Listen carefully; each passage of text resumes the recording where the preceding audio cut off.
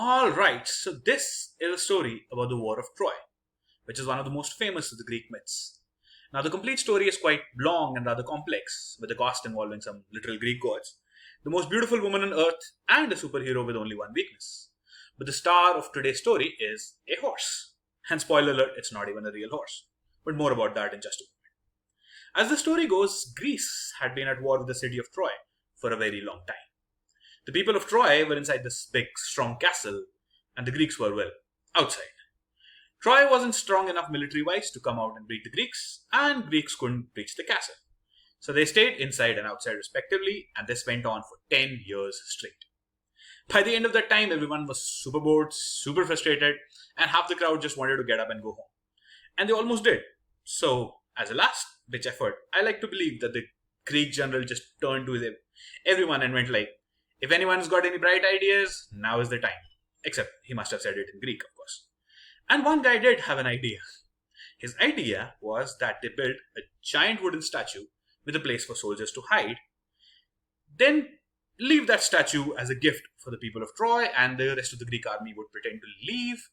And when the Trojans take the statue into the city, the soldiers will come out, open the gates of the city, and the rest of the army could invade and, win the war. Simple as that.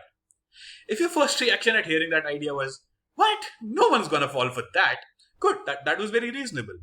But you have to understand that after 10 years of getting nowhere, the Greek general was willing to try everything. So build a statue they did. A giant statue of a horse, which has now come to be known as the Trojan horse. It had place for 30 soldiers to hide inside, and 30 soldiers hid inside. They left the horse at the gate of the city of Troy as a supposed gift to the goddess Athena, and the rest of them pretended to leave and hid on a nearby island. And guess what? The people of Troy fell for it. They really thought that the Greeks had admitted defeat and left them a genuine gift. So they took it in. Of course, you'd be pleased to know that not everyone in Troy was entirely pleased with the idea. In fact, one person even suggested that just take the horse and burn it, which I expect made the people inside very nervous, but eventually they did do that. They kept the horse.